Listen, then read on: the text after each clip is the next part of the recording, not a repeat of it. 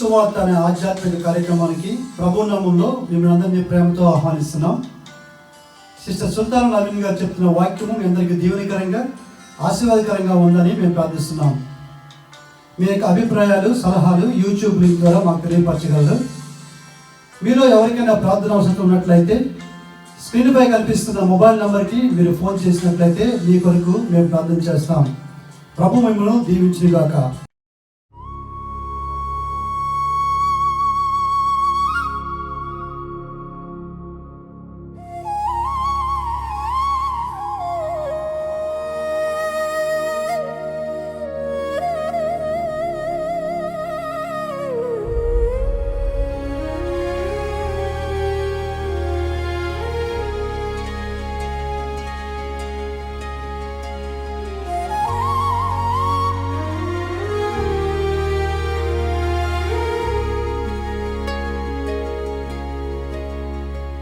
పరిశుద్ధుడా యేసు, పరిశుద్ధమౌ నీ నామం, నీవే పరిశుద్ధుడు అనుచు కీర్తింతునో దేవా.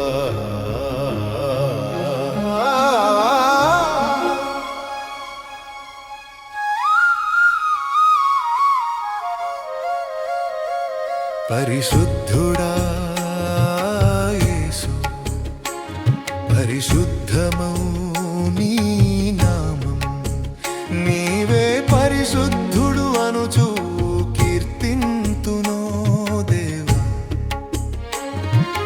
కీర్తింతునో ఘనపరతునో స్తుతింతునో నా దేవా. కీర్తింతునో ఘనపరతునో స్తుతింతునో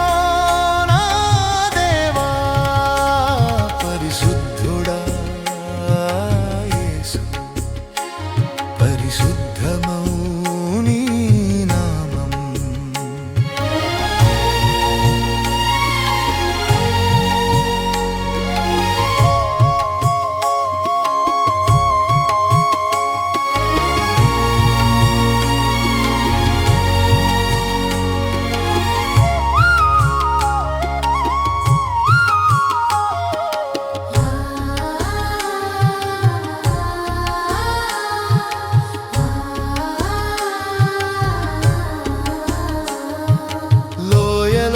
స్తుతిగానమయమై కీర్తించిరా సుందర పుష్పంబులే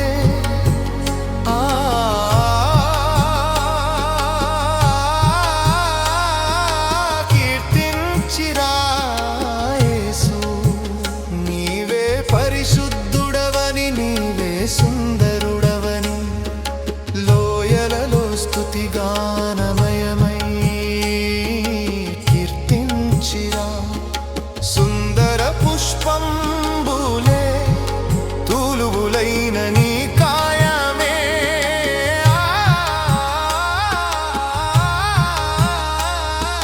సుందర కలువలై వికసించే నా యేసు. పరిశుద్ధుడా యేసు, పరిశుద్ధమౌ నీ నామం, నీవే పరిశుద్ధుడు అనుచు కీర్తింతునో దేవా.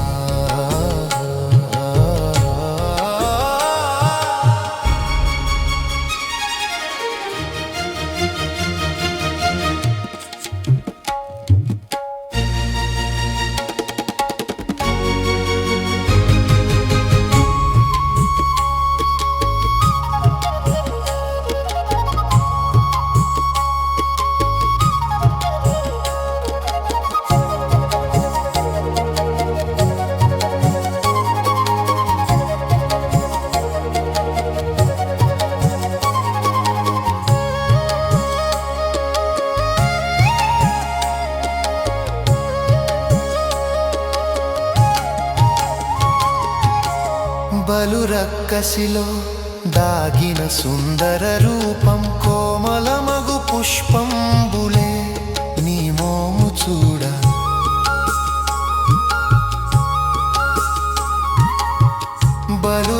రక్కసిలో దాగిన నీ మహిమ కోమలమగు పుష్పంబులే నీ ఘనత చూడ మంచు తెరలలో దాగిన నీ ప్రేమ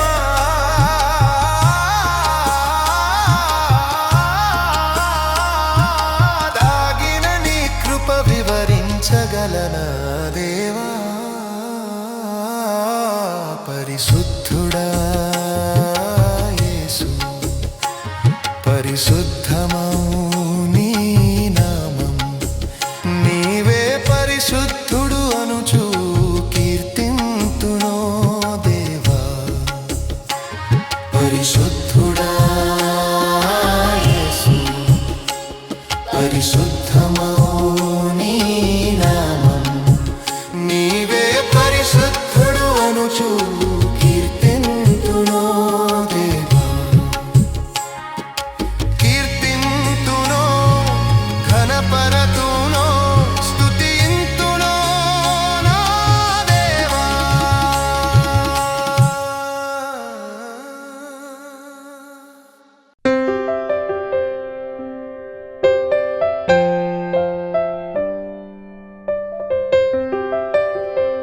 హెబ్రీయులకు రాసిన పత్రిక 4వ వచనం చదువుతున్నాను. 1:4 ఆయన ద్వారా ప్రపంచంలో నిర్మించిన ఆయన దేవుని మహిమ యొక్క తేజస్సును ఆయన తత్వం యొక్క మూర్తిమంతమునై ఉండి తన మహత్తు గల మాటల చేత సమస్తము నిర్వహించుచు పాపము విషయంలో శుద్ధీకరణము తానే చేసి దేవదూతల కంటే ఎంత శ్రేష్టమైన నామం పొందినో వారికంటే అంత శ్రేష్ఠుడై ఉన్నత లోకముందు మహామహుడగు దేవుని కుడిపార్శ్వమున కూర్చుండెను. ఇంతవరకు 3 భాగాలుగా ధ్యానించే వాక్యాన్ని ఇది 4వ భాగంగా ఆకాశములు అంతరిక్షం ఆయన చేతి పని అన్నాడు. ఆయన ఆకాశములు దేవుని మహిమను వివరిస్తూ ఉన్నాయి అన్నాడు. ఒక్క ఆకాశం కాదు, ఎన్ని ఆకాశాలు ఉన్నాయో బైబిల్ ద్వారా అవన్నీ కూడా దేవుని మహిమను ప్రత్యక్షపరుస్తూ వచ్చాయి. అపొస్తలుడైన పౌలు 2 కొరింథీయులకు రాసిన పత్రిక 4వ అధ్యాయంలో ఆ యొక్క అన్ని ఆకాశాల మధ్యలో నుంచి పరలోక మహిమలో నుంచి ఒక వాక్కు భూమి మీద దిగి వచ్చింది. అది ఆ వాక్కు జీవ వాక్కు. ఆ వాక్కులో జీవం ఉంది, సర్వశక్తి ఉంది. ఆ వాక్కులో ఆ వాక్కు భూమి మీదకి దిగి వచ్చింది. బైబిల్ గ్రంథానికి మూలమైంది, వెలుగు మూలమైంది. వెలుగు తెరవబడింది భూమి మీదకి, బైబిల్ గ్రంథం తెరవబడింది. మొట్టమొదటిగా ఆ వాక్కులో ఆ వెలుగులో దేవుని వాక్యం ముద్రించబడింది. ఆయన వెలుగే ఉన్నాడని సత్యం బయలుపరిచింది. అన్ని ఆకాశాల మధ్యలో నుంచి అందులో నుంచి ఈ మహిమలైనటువంటి ఈ వెలుగు చూడటానికి వెలుగే అని చెప్పాను. కానీ ఆ స్క్రోల్స్ అన్నీ కూడా చుట్టబడినటువంటి స్క్రోల్స్ అన్నీ యుగాల్లో నుంచి ఆకాశాల మధ్యలో నుంచి వచ్చాయి, యుగాల మధ్యలో నుంచి వచ్చాయి. ఆకాశాల మధ్యలో నుంచి భూమి దిగి వచ్చాయి, యుగాల మధ్యలో నుంచి ఆ స్క్రాల్స్లో నుంచి ఈయన యొక్క వెలుగు యుగాలను తులుచుకుంటూ వచ్చింది. ఇది ఈ రహస్యం, దీని యొక్క రహస్యం అనేది. ఈ అపరిమితమైన ఆ శక్తి యొక్క మహిమ అనేది అది అన్నమాట అర్థం. భూమి మీదకి దేవుడు తన వాక్కును పంపాలని ఆశించాడు, తన గ్రంథాన్ని తెరవాలని ఆశించాడు. అది సజీవమైన బైబిల్ గ్రంథం. ఆ బైబిల్ గ్రంథంలో తన మహిమ నింపాలని చూశాడు. ఆయన భూగోళంలో ఆయన శక్తిని ప్రచురించాలనుకున్నాడు. ఈ భూలోకంలో ఆ మహిమ కలిగిన సువార్తను ప్రకటించాలనుకున్నాడు. ఆయన ప్రకటించాలనుకొని మహిమ కలిగినటువంటి ఆ స్క్రోల్స్ నుండి ఆయన జీవవాక్కుని భూమి మీదకి పంపించాడు.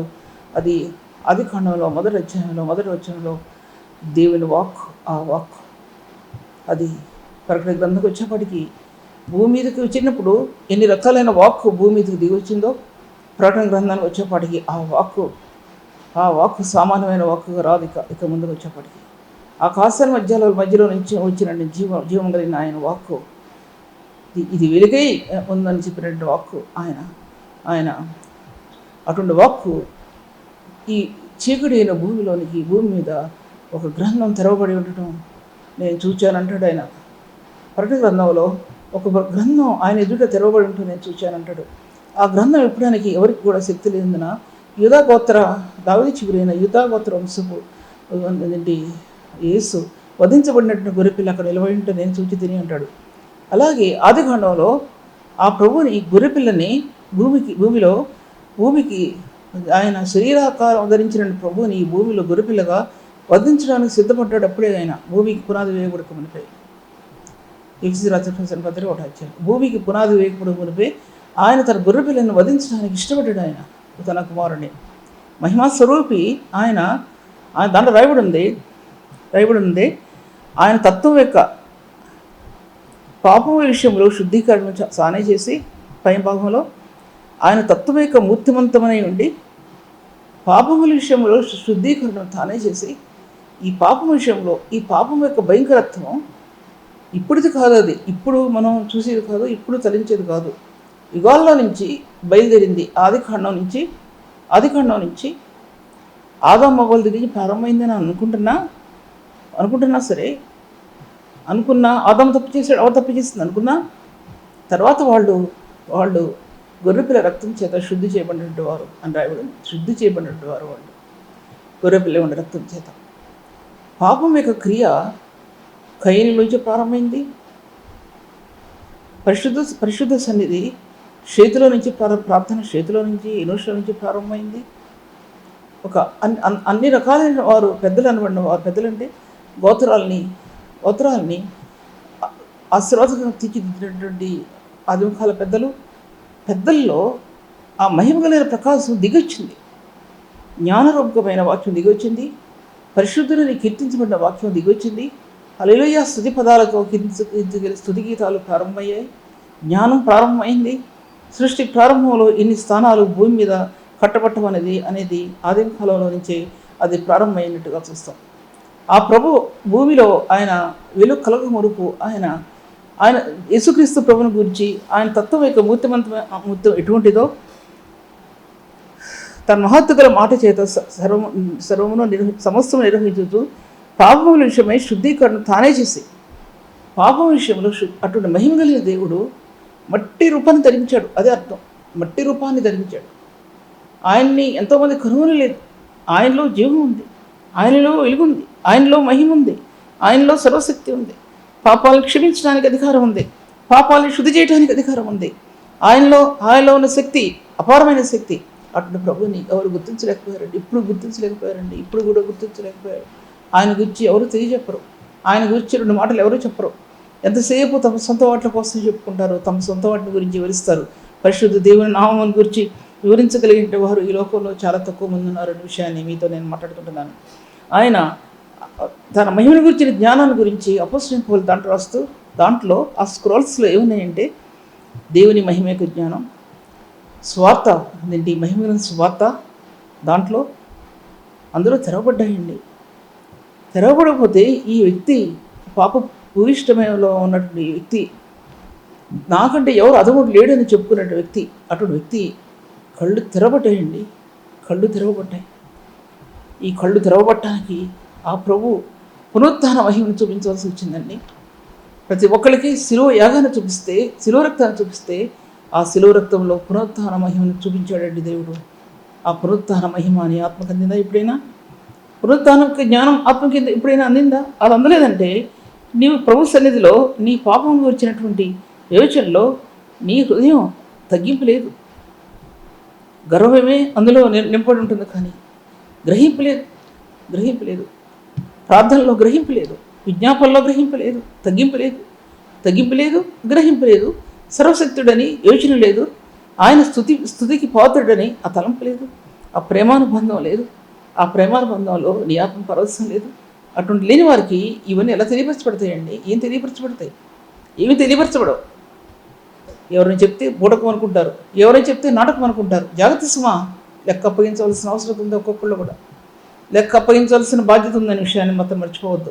జీవం కలిగిన స్వార్థ ఎన్ని యుగాలకు ముందే, మహిమ కలిగిన స్వార్థ కొన్ని యుగాలకు ముందే భూలోకంలో ప్రకటించబడింది అనే సత్యాన్ని ఒకసారి యోచించు అన్నమాట. దేవుడు మాట్లాడుతున్నాడు ఆ విషయాలన్నింటినీ కూడా. తర్వాత ఆయన ఆత్మస్వరూపిగా నిలబడ్డాడు. ఆత్మస్వరూపి మహిమా స్వరూపానికి ముందు, మానవ స్వరూపానికి మధ్యలో, రెండింటి మధ్యలో ఆత్మస్వరూపి అయినటువంటి దేవుడు ఆయన ఆత్మస్వరూపిగానే ప్రభు మన మధ్యలో సంచారం చేశాడనే విషయాన్ని మీ మధ్యలో మాట్లాడుతున్నాను. ఆయన సంచారం చేశాడు మన మధ్యలో. ఆయన ఆత్మస్వరూపి, పరిశుద్ధాత్మ దేవుడు. ఆయన ఆయన తన క్రీస్తు యేసు యొక్క మానవత్వాన్ని నింపుతూ వచ్చాడు, దైవత్వాన్ని నింపుతూ వచ్చాడు. మానవత్వాన్ని ఎరిగిన వ్యక్తి దైవత్వాన్ని ఎరిగాడు. మానవ స్వరూపిని గుర్తించిన వ్యక్తి దైవిక మార్గాన్ని ఎదిగాడు, దైవిక స్వరూపిని ఎదిగాడు, మహిమ కలిగిన స్వరూపిని ఎదిగాడు. మానవ స్వరూపులో క్రీస్తుని చూచిన వ్యక్తి దైవత్వం యొక్క రూపంలో తన ఆత్మ ముద్ర వేయబట్టడం తను గమనించుకున్నాడు. ఆ దైవత్వంలో మహిమా స్వరూపాన్ని తను చూచాడు. ఇలా చూడకపోతే సంఘ సేవ అభివృద్ధి చెందదు, సేవకుని వలన అభివృద్ధి చెందదు. పుట్టుట్టి మాటలు గాలి కొట్టుకుపోతాయి.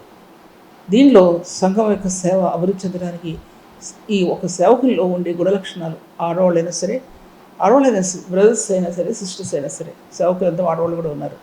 ప్రభు నాకు అప్పగించిన ఈ పనిని నమ్మకత్వం చేయడానికి దేవుని సన్నిధిలో నిలబడి ఉన్నాను. ఆయన మాటలే చెప్తున్నాను తప్ప ఒకరి మీద ద్వేషంతో కానీ ఒకరి మీద క్రోధంతో కానీ చెప్పే విషయాలు కావు. సత్యాన్ని బయలుపరచడానికి దేవునికి నీతి సత్యాలు నాకు ఆధారమైనవి, నీతి ద్వారాలు నాకు హృదయానికి ఆధారమైనవి. ఈ కృపామహిమ దేవుడు పంపాడు ఈ లోకంలో. ఆ కృపామహిమ నా ఆత్మకి స్తంభం కట్టబడిందనే విషయాన్ని, నా ఆత్మకి మాత్రమే కాదు ఎంతమంది ఆత్మల స్తంభం కట్టబడితేనే సంఘం క్షమ అభివృద్ధి చెందుతుందనే విషయం నేను గ్రహించుకోగలిగాను. అంతే. ఆ సత్యాలను మీ మధ్యలో నేను మాట్లాడుతుంటున్నాను. తర్వాత పరిశుద్ధాత్మ దేవుడు క్రీస్తు యొక్క పరిశుద్ధ స్థానాలని మనలో ఒక్కొక్క కణాన్ని నిండింపజేశాడంటే ఎక్విప్ చేశాడంటే ఒక్కొక్క కణం ఆత్మను సమకూర్చాడు. ఇది దేవునికి నిలయం. 1 కొరింథీ రాసిన పత్రిక 3వ అధ్యాయంలో దేవునికి ఆలయంగా చేయబడిన హృదయానికి, ఎఫెసీ రాసిన పత్రిక 2వ అధ్యాయం దేవుని నివాసస్థలం కట్టబడిన హృదయానికి, మూడవదిగా పరిశుద్ధాత్మ యొక్క స్థానాలని, ఉన్నతమైన స్థానాలని, దైవత్వాన్ని, క్రీస్తు యేసు దైవిక స్వరూపాన్ని పరిశుద్ధాత్మ దేవుడు పరిశుద్ధుల హృదయంలో ఆ కణాలను నింపాడండి. లేకపోతే పరిశుద్ధులు తొట్టిలు పోతారు. ఈ లోక పాపం అంత భయంకరత్వమైన లోక పాపంలో పరిశుద్ధులు తొట్టిలే అవకాశం ఉంది. ఏ చిన్న యోజనలో అయినా పడిపోయే ఆస్కారం ఉంది. తిరుగుబాటుతనంతో పడిపోయే ఆస్కారం ఉంది. ఒకళ్ళు దూషించి, ఒకళ్ళని అవమానపరిచి పడిపోయే అవకాశం ఉంది. క్రీస్తు మహిమను దొంగిలించి సేవ చేసేవాళ్ళు ఎంతోమంది ఉన్నారు. తమ స్వకీయమైన మహిమను వెతుకువారు ఎంతోమంది ఉన్నారు. స్వకీయమైన వెతుకువారు దేవుడు సత్యవంతుడు అన్న మాటకి ముద్ర వేయబడదు. దేవుని నామాన్ని అంగీకరించిన వారిలో దేవుడు సత్యవంతుడు అనే మాట వారి హృదయంలో ముద్ర వేయబడుతుంది. తన మహిమను ఎదుకువాడు సత్యవంతుడు కాదు, దేవుని మహిమను ఎదుకువాడు సత్యవంతుడు. అది ఏ అసత్యవంతుడిలో కూడా దేవుని నామం గనపరచబడదు, సత్యవంతుడిలో దేవుని నామం గనపరచబడుతుంది. అటువంటి మాటలు దేవుడు జీవగ్రంథంలో రాసిపెట్టాడు మన కోసం. ఈ ప్రతి మాట కూడా ఆత్మకి ఉన్నతమైన స్థానంలో నిలబడటానికి ప్రభు కట్టడైన విషయాన్ని జ్ఞాపకం చేసుకోవాలి. తర్వాత చూసినట్లయితే ఆ పునరుత్థానం యొక్క మహిమ అనేది ఎన్నోసార్లు చెప్దాం అనుకున్నాను, చెప్పలేదు. పునరుత్థానం ధ్యానం అనేది చెప్దాం అనుకున్నాను, చెప్పలేదు. పునరుత్థానం యొక్క శక్తి అనేది, ఇవన్నీ కూడా ఒక క్రీస్తు యేసు యొక్క రక్తం నందు ఈ మూడు ఇమిడి ఉన్నాయి.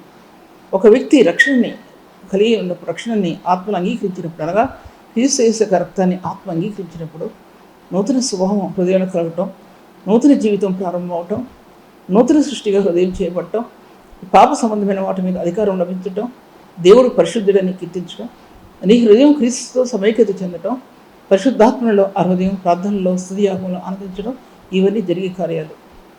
శరీర సంబంధమైన వాటిని బట్టి ఉప్పొంగేవాడు శరీర సంబంధి, కానీ ఆత్మ సంబంధమైన వాటిని బట్టి ఉప్పొంగేవాడు అతడు ఆత్మ సంబంధి అనే విషయం దాంట్లో జ్ఞాపకం చేయబడుతుంది.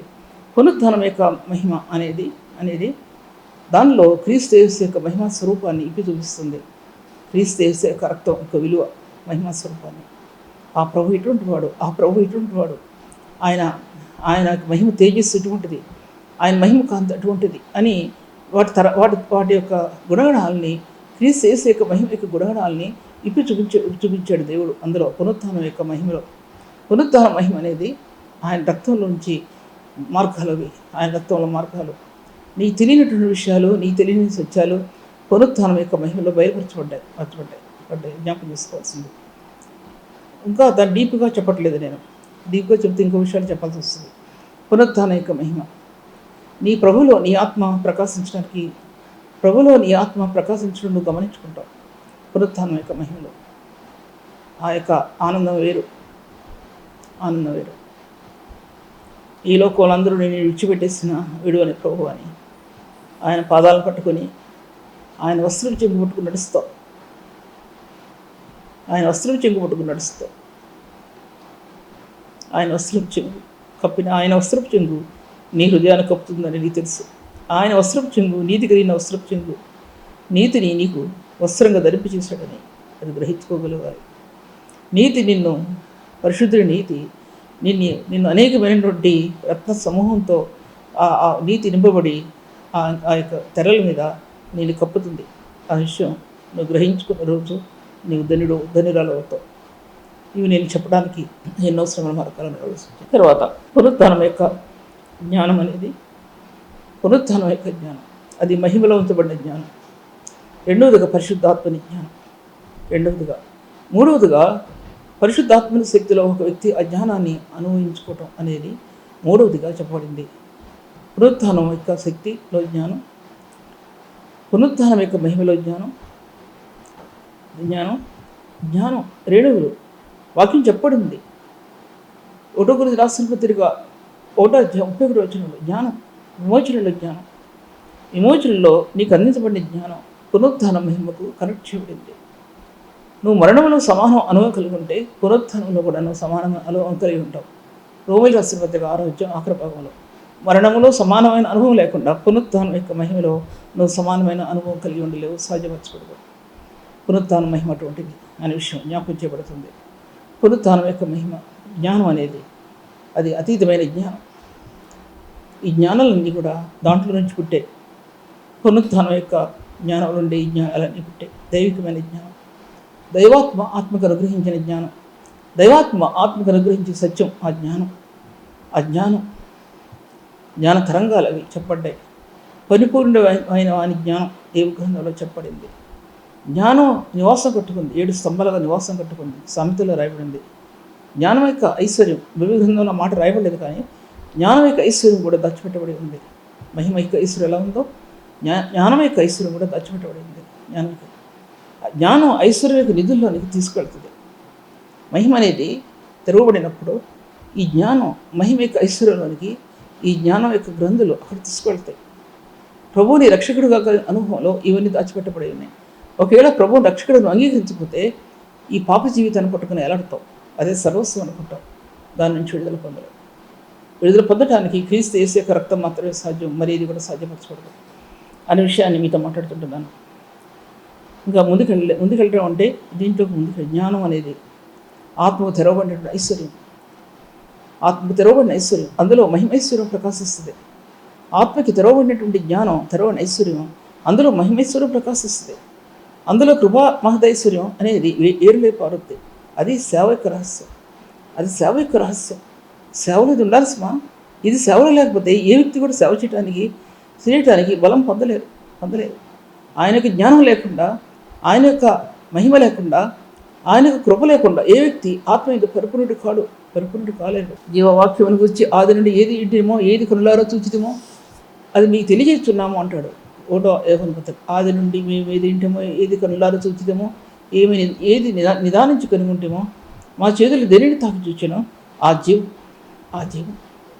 జీవాన్ని గురించి మీకు తెలియజెప్తున్నాను. వాళ్ళు జీవాన్ని తాకి చూచారు, కానీ జీవం యొక్క ఆత్మను పొందిన మనం ఆ జీవం యొక్క ప్రత్యక్షత, దేవుని యొక్క ఆత్మ, క్రీస్తు యేసు యొక్క ఆత్మ మనల్ని ఉన్నతమైన స్థాయిలో నింపింది. క్రీస్తు యేసు జీవమునిచ్చు ఆత్మ యొక్క నియమం అనేది 8వ అధ్యాయం రోమీయులకు రాసిన పత్రిక. పాప మరణంలో నేను నడిపించింది.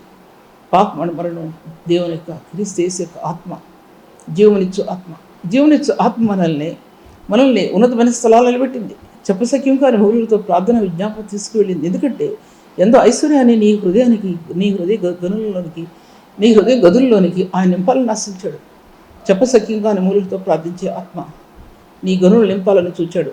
నీ కన్నీళ్ళు కారే కలది. నీ హృదయం గనులు నింపడం నువ్వు చూడగలుగుతావు. నువ్వు వేదన పడే కలుగుతాయి.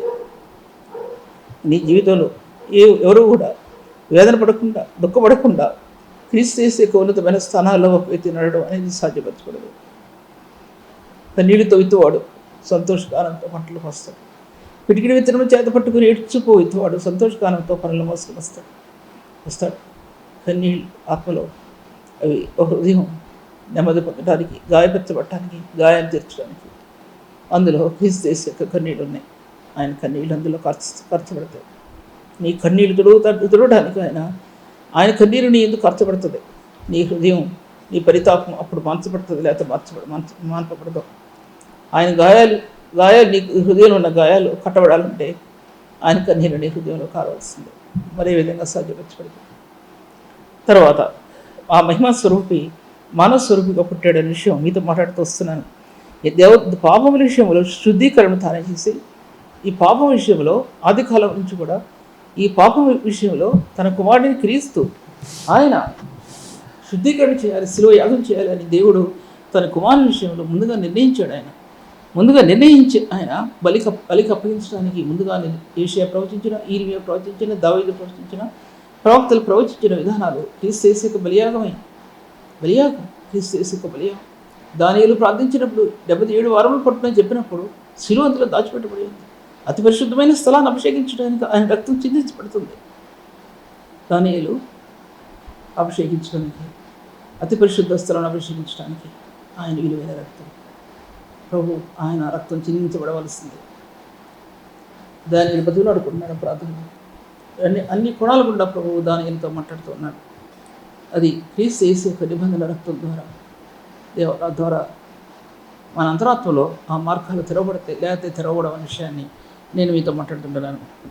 తర్వాత జ్ఞానము, అందులో మహిమ, మూడవదిగా బలాస్యం. ఫస్ట్ పౌలు ఎఫెసీ పత్రికలో క్రీస్తు యేసు యొక్క బలాస్యం నుండి విశ్వసించి మీందు అపరిమితమైన మహత్యం. ఎంత బలవంతుడు దేవుడు! భూగోళాన్ని తన అరిచేతిలో తన విరేలుతో మోసినటువంటి దేవుడు.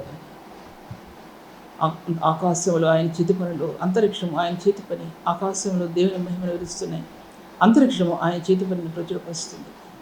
పగలు బోధ చేస్తున్నది, రాత్రి జ్ఞానం కలుగుతున్నది. వాటికి భాషలు లేవు, మాటలు లేవు, వాటి స్వరం వాటి కొలనులు భూమి అంతటా వ్యాపించున్నది. వాటి కొలనులు ఆయన యొక్క చేతితో రాసిన చివరాలు ఆకాశ మండలాల్లో నిలబడి ఉంది, భూమండలాల్లో నిలబడి ఉంది అనే విషయం జ్ఞాపం చేయబడుతుంది. ఆ విషయం సత్యం జ్ఞాపం చేయబడుతుంది. శరీరకంగా క్రీస్తునందు ఇవన్నీ కూడా దాచిపెట్టబడ్డాయి.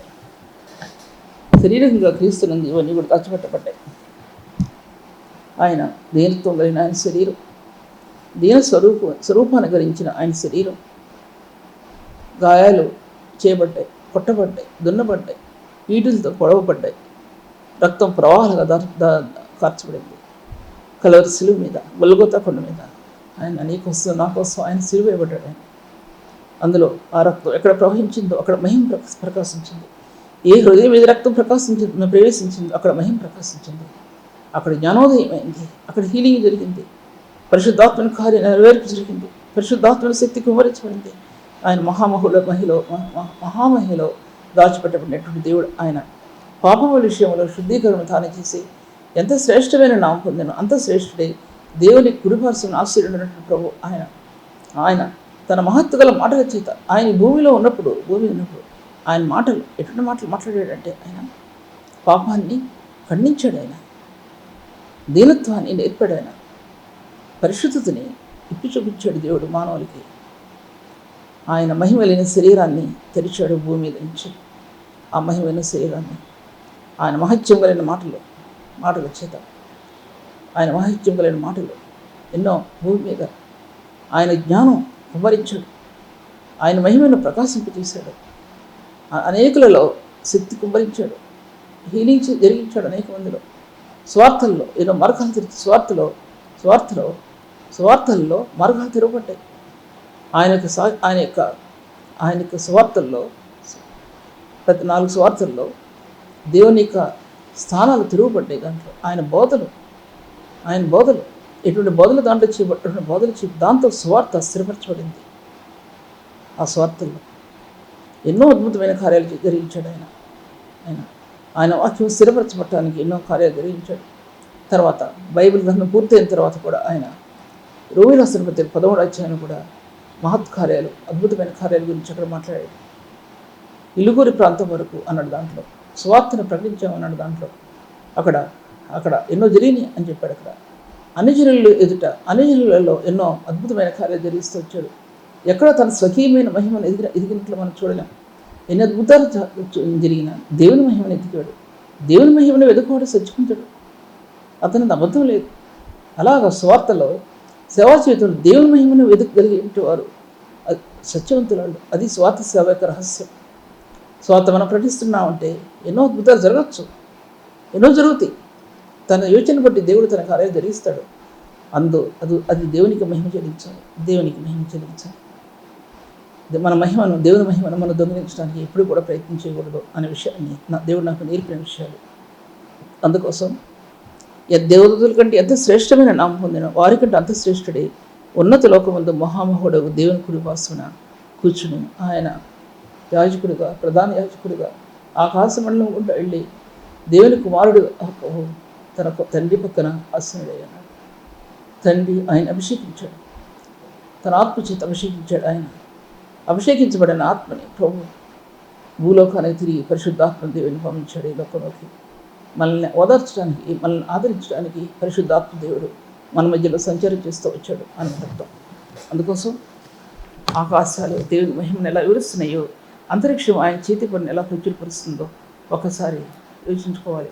ఆయన ఎలా డ్రా చేశాడో ఆ ఆకాశం మహిమ ఆకాశాల్లో అక్కడ ఏ విధంగా ప్రభు తన జ్ఞానాన్ని కనపరిచాడో, జ్ఞానం చేత ఎలా నిర్మించాడో ఆకాశాలని, సర్వసృష్టిని ఏ విధంగా ప్రభు నిర్మించాడో, వీటన్నిటికీ ఆది సంభూతుడైన దేవుడిని తెలుసుకునే స్థానాలు ఉన్నాయా ఈ హృదయంలో?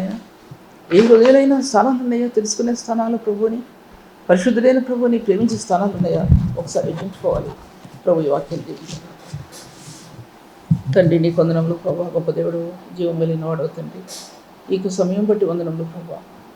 నీ వాక్యాన్ని బోధించవలసిన విధంగా నేను బోధించకపోయినా నీ కొన్ని మాటలు, జీవం కలిగిన మాటలు ప్రభు నేను తెలియపరచడానికి మీరు ఇచ్చిన సమయం బట్టి వందనములు ప్రభు. సజీవమైన జీవం కలిగిన వాక్యం ఎక్కడ అది మరుగున ఫలిస్తుంది ప్రభు, ఫలాలు తీసుకొస్తుంది, ఆశీర్వాదకరంగా తీసుకొస్తుంది ప్రభు. మీ ఘనమైన నామాన్ని హెచ్చించుకొని ప్రభు అనేకులకు నాకు దీవెనకరంగా చేయమని యేసునామములో స్తుతించి వేడుకుంటున్నాను. ఇంతవరకు సిస్టర్ సుల్తాన్ నగరి గారి వాక్యాన్ని ఆత్మలో ఆనందించి దేవుని మేలు పొందాలని నమ్మి దేవుని స్తుతిస్తున్నాం. మీ యొక్క అభిప్రాయాలు కామెంట్స్ ద్వారా మాకు తెలియపరచండి. Please like, comment, share and subscribe. God bless you all.